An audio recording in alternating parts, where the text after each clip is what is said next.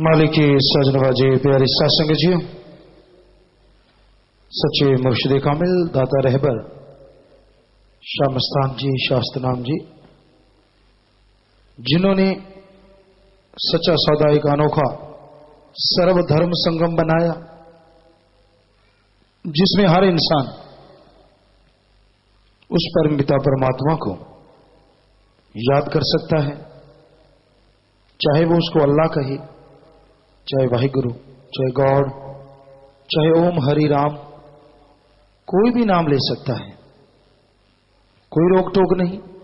यही नहीं, सभी धर्मों के त्योहार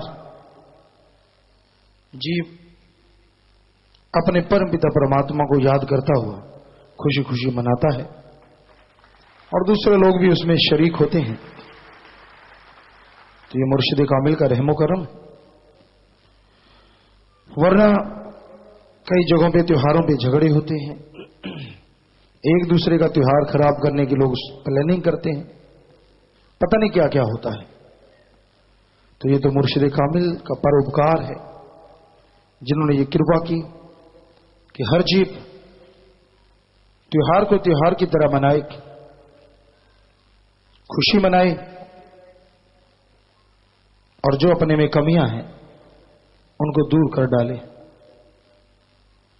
जब इंसान अपने अंदर की कमियों को दूर करता है तो ही उसे सच्ची खुशियां मिलती हैं। जितने भी त्योहार हैं, इनमें बुराइयां छोड़ने का और अच्छाई भलाई अपनाने का संदेश है कि आप जो भी बुराई देखते हैं, जो भी आपके अंदर बुराई है, उसे निकाल डालो। अगर आपके अंदर कोई बुराई है, बुरे कर्म अगर आप करते हैं, तो मालिक की दया में रहमत नहीं मिलती। उसका रहमो करम हासिल करना है तो सच्चे दिल से तौबा करो, बुराइयां छोड़ दो, राम का नाम जपा करो। तो भाई, कोई भी त्योहार आए, जैसे दीपावली है, तो आप सच का राह पकड़ना है। जैसा आपको सुबह बोला था, दीपावली यानी दीपों की कतार की गई जब श्री राम जी रावण को हरा के, राक्षसों का वध करके, दूसरे शब्दों में बुराई का नाश करके वापस अपने राज्य पर थे, तो सब लोगों ने खुशी का इजहार किया, घी के दिए जलाए। और ये वैसे तो साइंटिफिक देखने वाला है, घी जब जलाते हैं तो इससे जो धुआं निकलता है, कहते हैं कि वो वातावरण को शुद्ध करता है। तो ये भी एक देखने वाली बात है, क्योंकि पुरातन समय में जो चीजें अपनाई गई थी, उनके फायदे जरूर होते थे, नुकसान नाम मात्र। जैसे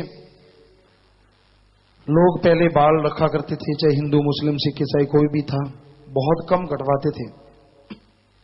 तो खेती बाड़ी करने वाले भाई जब भी गेहूं गवार कोई भी फसल निकालते थे, तो ये होता था कि खलिहान में तब जाओगे पहले सिर ढकोगे।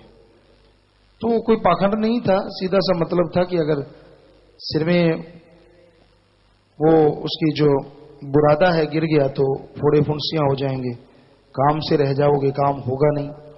तो वो बचाव के लिए था। घरों में दरवाजों पे बच्चा हो जाता, नीम बांधा जाता था, बेटा या बेटी का कोई मतलब नहीं था, ताकि बैक्टीरिया वायरस कम आए। पत्तियां बिछाई जाती चारपाई पे, ताकि उससे भी बैक्टीरिया वायरस ही रुकते हैं।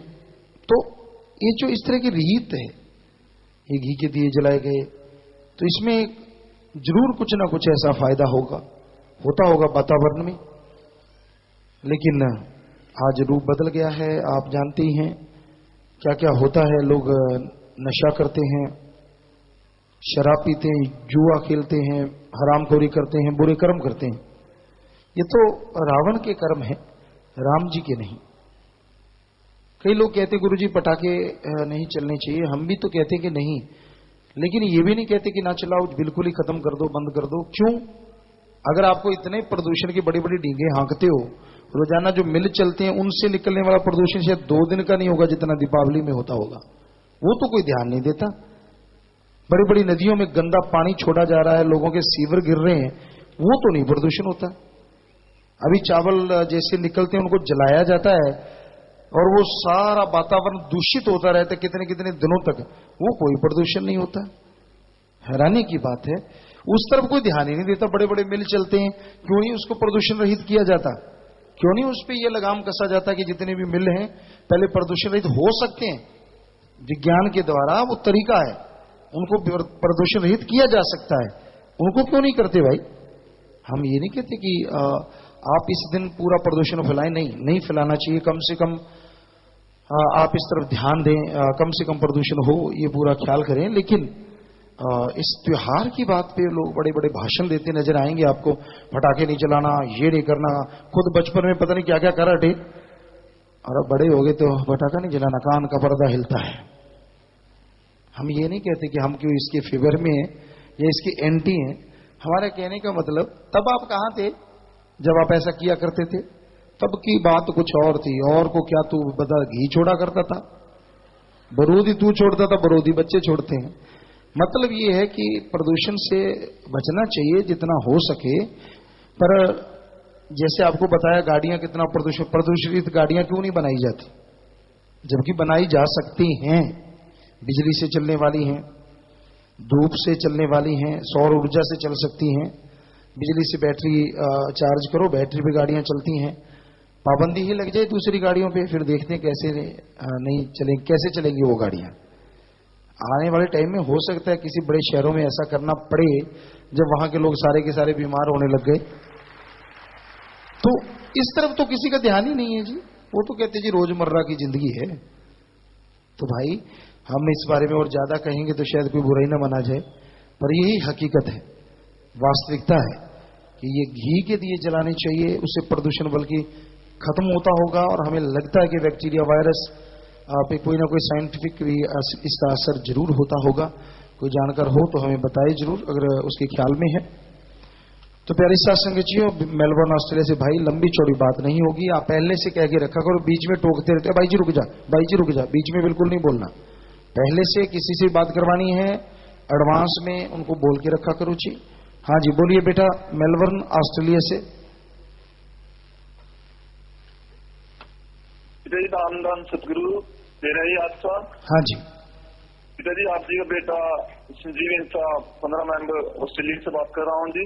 जी ऑस्ट्रेलिया की सारी साधसंग आप जी को दिवाली बेतवा सामस्ताना जी महाराज के पवित्र जन्म माह और आप जी को नाना बनने की खुशी में करोड़ों अरबों बार बधाई दे रही है जी। दान दान सतगुरु। आपको भी आशीर्वाद बेटा।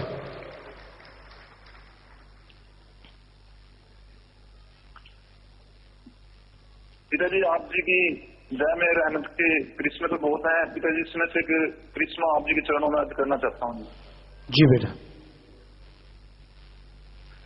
पिताजी, आप जी ने वचन किए हैं न ही रिश्वत लेनी है और न ही रिश्वत देनी है। पिताजी, मैं उसी दिन से यहाँ पे दृढ़ निश्चय कर लिया था कि मैं यहाँ पे परमानेंट रेजिडेंस और एम्प्लॉय स्पॉन्सरशिप के लिए रिश्वत नहीं दूंगा, चाहे कुछ भी हो जाए।